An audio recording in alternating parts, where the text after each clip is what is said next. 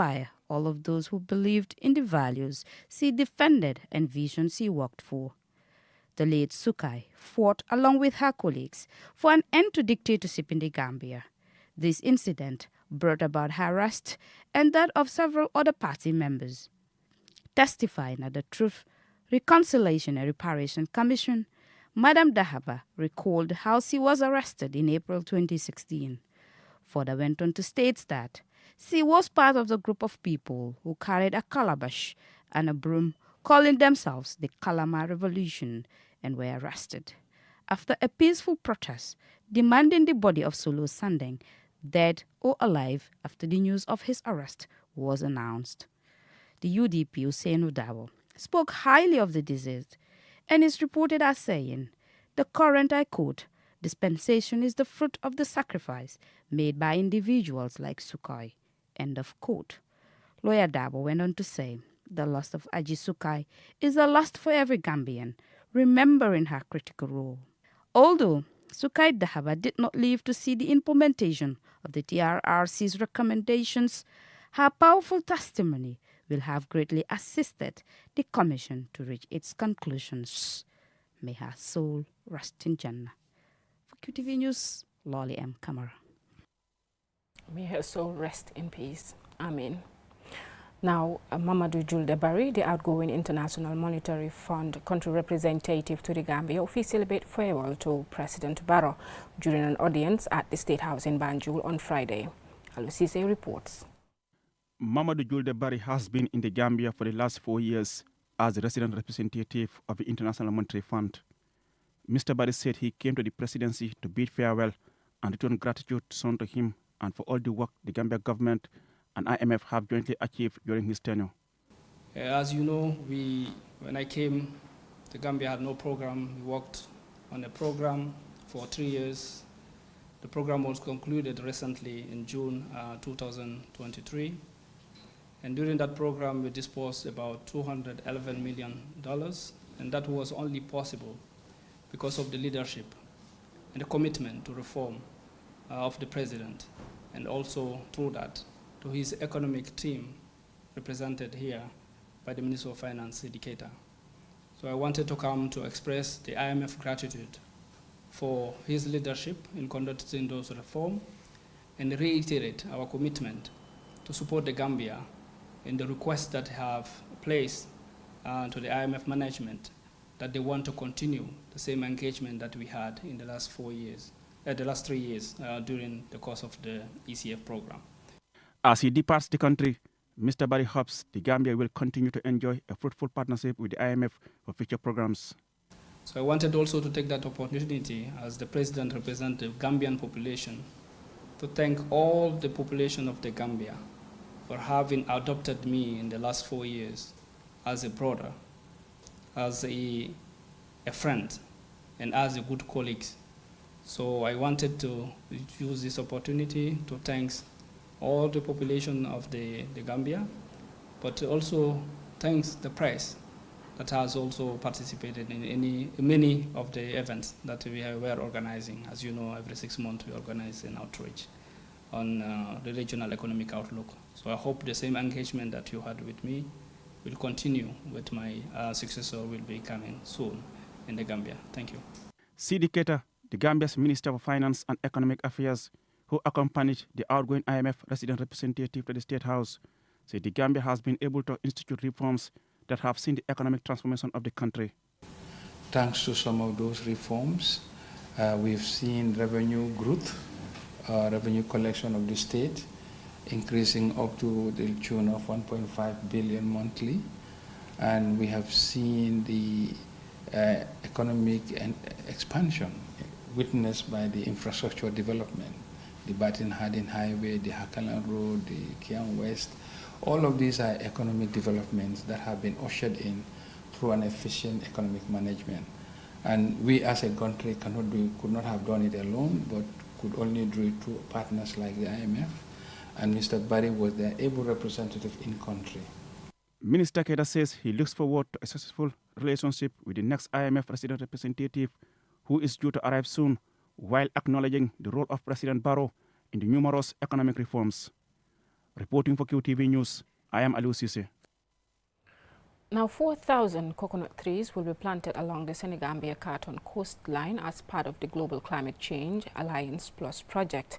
As Dahaba Sonko reports, the coconut planting is part of the ecosystem restoration. Coconut palm is one of the most tolerant species to protect coastal areas against flooding and erosion.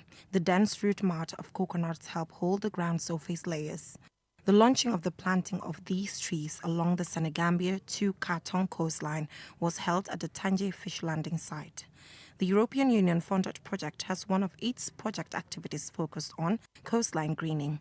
Dr. Dahaba Baji is the executive director of the National Environment Agency. Important for us to reflect that the Gambia coastal zone, where majority of over 60% of our population live, consists of only 80 kilometers of what we call open coast.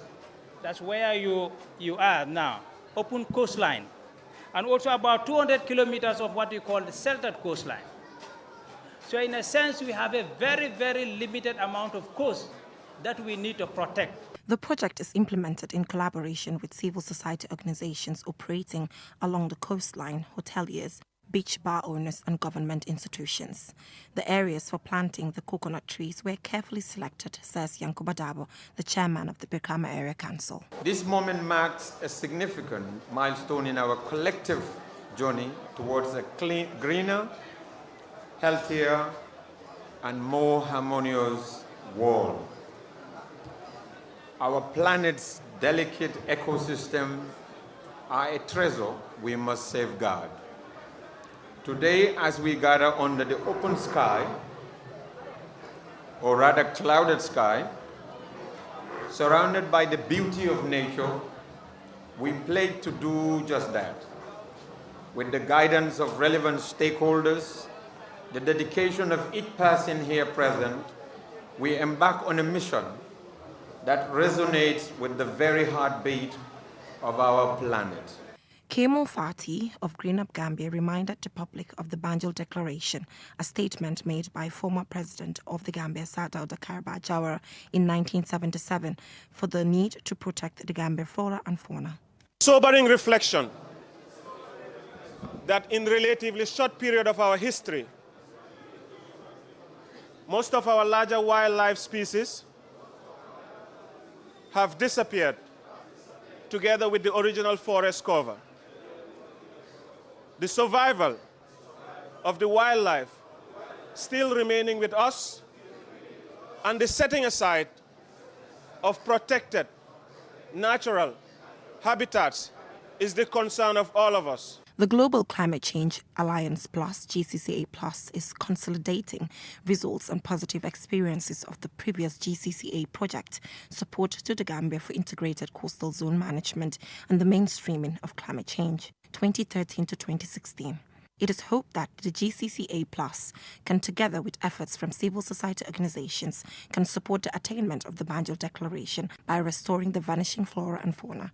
Reporting for QTV News, I am Dahaba Sonko. That story by Dahaba Sonko takes us to a commercial break, but when we return, we have more local and international news stories for you. Do stay tuned. For his kitchen, Prosper was thinking big. He therefore chose big new tiles. He then thought he'd also love a new stainless steel sink and a new mixer rack. And now that we're changing the sink, we might as well buy a new kitchen counter, right? Oh yeah, I couldn't resist.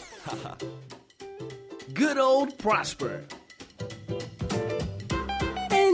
Yes, that's Batimat's Bati Days. Take advantage of exceptional discounts up to 70% on several products families.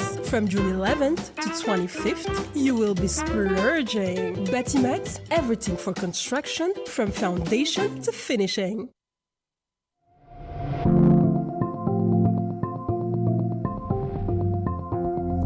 Introducing the future of hassle-free and seamless financial transaction. The Una Wallet app, empowering you to effortlessly manage your money anytime, anywhere. With the Una Wallet app, you can now enjoy branchless banking, wallet-to-wallet transfer, wallet-to-cash, and bank cross-border payments, deposit at a bank, and withdraw from any UNA branch. Get ready to experience the ultimate banking convenience with the UNA Wallet app. With just few taps on your phone, you can effortlessly add funds, withdraw, and send money to your loved ones. The UNA Wallet app also provides a detailed history of your transaction, making it easier to track your expenses. So, what are you waiting for? Download the UNA Wallet app today on Play Store or App Store and say goodbye to hustle of traditional banking. UNA Forex Bureau Limited, delivering much more than money.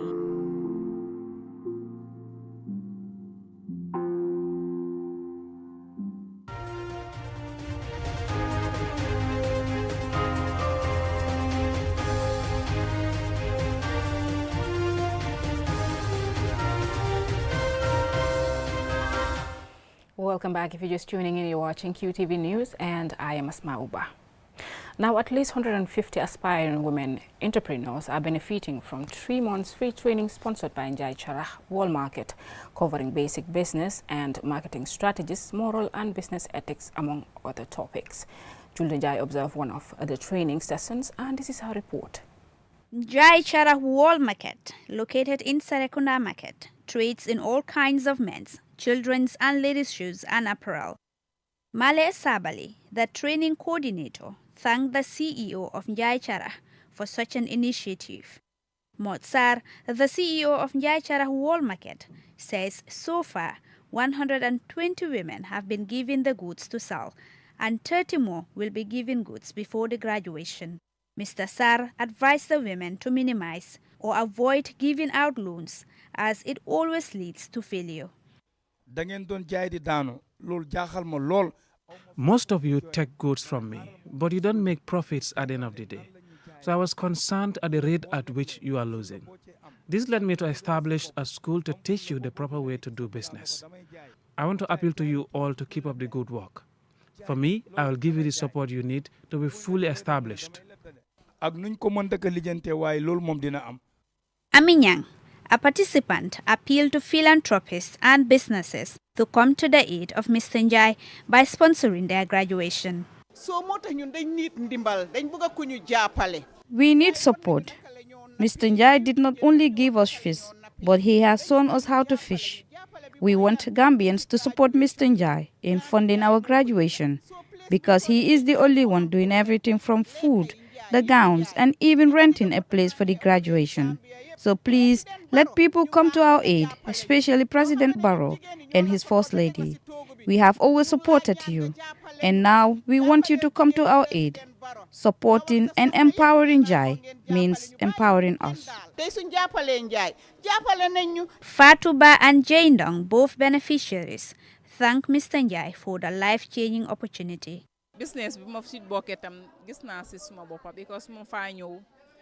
When I was starting, I did not even have money to start my business. But after explaining my story to Mr. Njai, he has agreed to support me by giving me goods and enrolling me in the school. Right now, I have deposited $16,000. I thank him for that, and I am praying for Allah to reward him, because if we have 5 of Njai, no woman will be idling in the Gambia. Since I started the school, I have seen so many changes. Mr. Njai first gave me goods worth $3,000, and I then made a profit of $1,000. And the following week, he gave me $5,000 worth of goods, and after selling, I made a profit of $2,000. Since then, I have seen a huge improvement. That is why I decided to continue attending the classes. Although this entrepreneurship training is meant for women, Mr. Njai has also included men with special needs to break the chain of discrimination and stigmatization. These women want to own their own houses, cars and businesses. So far, between them, the women have deposited over $200,000, and they intend to save up to $1,100,000 by the end of the year. The first cohort of the School of Basic Business Training and Entrepreneurial Skills will graduate on the 10th of September 2023. According to the latest Human Capital Index report of the World Bank, 55.9% of women in the Gambia are out of the labor force. And even if they are employed, they are less likely to earn a wage employment. But with initiatives such as this, it will go a long way towards changing that narrative. Reporting for QTV News at the Serekunda Lower Basic School, I am Julden Jai. That story by Julden Jai takes us to international news in a moment.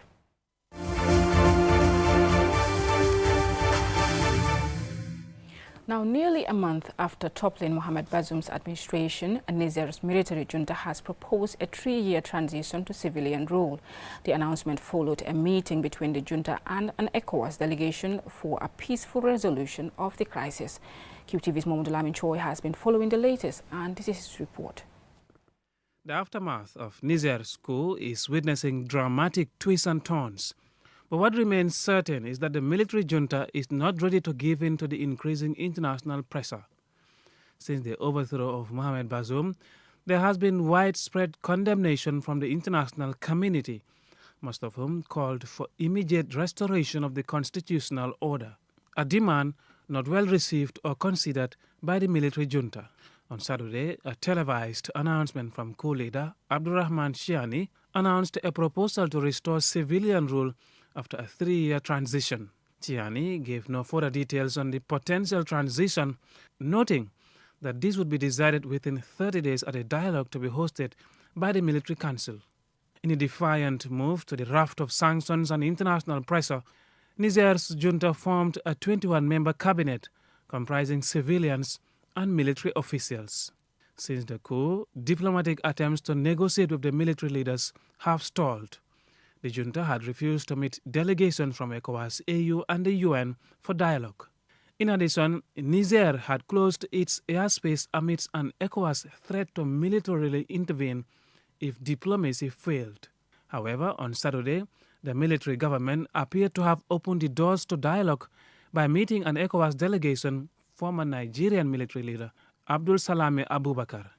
For the first time since the military took over, the ECOWAS delegation was allowed to meet Bazoum, who together with his wife and son, the military has held hostage since the coup. It was after this meeting, in a 12-minute broadcast on Niger state television, that the military leader announced the 3-year transition to civilian rule proposal. In what appears to be a message directed at ECOWAS, which had activated its standby force for military intervention in Niger, Chiani warned that, quote-unquote, if any attack were to be undertaken against us, it will not be the walk in the park, as some people seem to think. Niger's military rulers appear resolute in the face of the threats from ECOWAS. And in the face of a looming threat of war, Mali and Burkina Faso, countries also led by coupists, have reportedly dispatched warplanes in a show of solidarity with Niger's military leaders. Leaders of both countries had issued a joint statement warning that any military intervention in Niger would be tantamount to declaring war against their countries. Already, all ECOWAS member states except Cape Verde and those under military rule have expressed a commitment to participate in the standby force activated by the West African Regional Bloc, ECOWAS. As things stand, for both sides, all options appear to be on the table, including ECOWAS military forces being on standby to launch an offensive should diplomacy fail. Mahmoud Lamin Choi, QTV News. Also in international news, the International Day of Remembrance and Tribute to the Victims of Terrorism is observed annually on August 21st to honor and support the victims and survivors of terrorism and to promote and protect the full enjoyment of their human rights and fundamental freedoms. Lena Iguiniba has more. This year's International Day of Remembrance and Tribute to Terrorism Victims marks its 6th commemoration.